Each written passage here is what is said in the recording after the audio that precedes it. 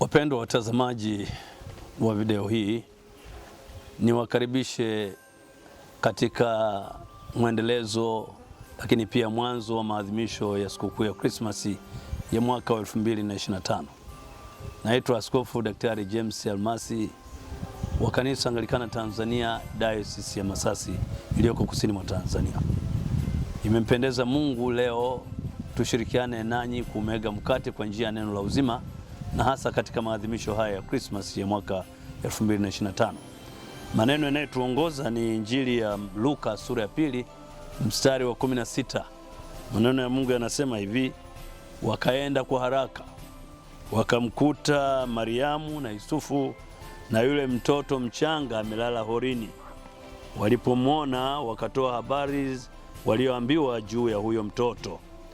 Natamani kuona namna ambavyo tunaweza tukajua mamajusi, lakini pia kabla ya mamajusi wale wachungaji walipopata taarifa kwa habari ya kuzaliwa kwake mtoto Yesu, walitoka kwa haraka. Maana habari ya kuzaliwa Yesu Kristo ni habari njema, habari ya furaha kuu, habari ya matumaini mapya, habari ya shangwe, habari ya utakaso, habari ya kuokolewa, habari ya kushangilia. Na kwa sababu hiyo wachungaji walipoambiwa, lakini pia na mamajusi walipoambiwa, walitoka kwa haraka. Lakini jambo moja ambalo tunatamani kulitafakari hapa ni kwamba watu hawa walimkuta Mariamu na Yusufu na mtoto Yesu. Hawakumkuta Yesu peke yake. Na hata mamajusi walipokwenda na kumtolea sadaka zile 3, dhahabu, uvumba na manemane, hawakumkuta Yesu peke yake. Walimkuta Yesu lakini akiwa amezungukwa na wazazi wake, Mariamu na Yusufu. Natamani uwe wito wangu katika Krismasi hii, tunapomwadhimisha Yesu Kristo na kumshangilia, tusiwasahau akina Mariamu na Yusufu wa leo. Kuna watu ambao tunaweza tukamshangilia Yesu, lakini tukasahau kwamba Yesu alitunzwa, alilelewa, aliadibishwa, alifundishwa. Na ndio maana mwinjilisti Luka anasema yule mtoto akakuwa katika hekima na kimo, akiwapendeza Mungu na wanadamu. Maana yake nini? Maana yake kuna watu walijibidisha kumfundisha Yesu Kristo wakati wake, wakamwelekeza maisha, ndio maana akakuwa katika hekima na kimo.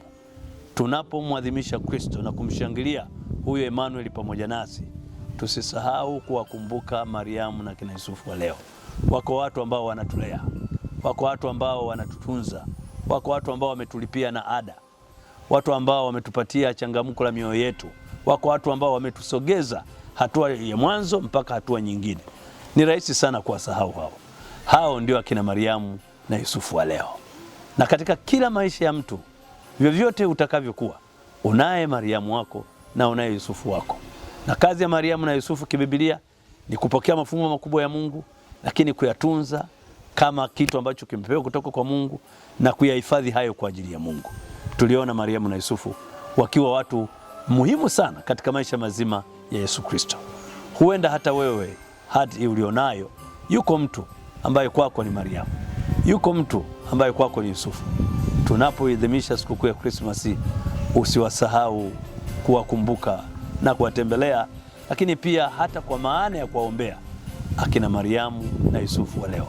Mimi siwezi kujua Mariamu wako ni yupi, Yusufu wako ni yupi, lakini najua jambo moja, kwamba kila mtu, kuna mtu ambaye kwake ameshika nafasi ya Mariamu, ameshika nafasi ya Yusufu. Tunapoadhimisha sikukuu ya Krismasi hii ya mwaka 2025, usiwasahau akina Mariamu na Yusufu wa leo. Mungu akupe neema ya kusimama na kuwakumbuka wale waliokufariji, wale waliokutia moyo, wale ambao walikuchukulia vile vile ulivyo, na leo umekuwa mtu wa kutumainiwa, iwe ni kwenye familia, iwe ni kwenye jamii, iwe hata kwenye serikali au hata ndani ya kanisa. Vyovyote ulivyo, yuko Mariamu na Yusufu ambaye amekuwa sababu ya wewe kuwa hivyo ulivyo.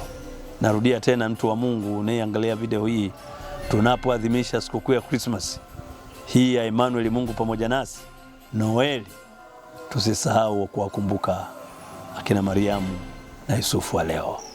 Mungu asante kwa sababu licha kwamba umetupatia Yesu, lakini umetupatia Mariamu na Yusufu wanaotulea na kututunza na kutuangalia.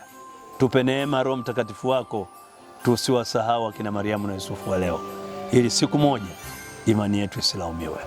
Mungu wa amani awabariki katika jina la Mungu Baba na Mwana na Roho Mtakatifu. Amen.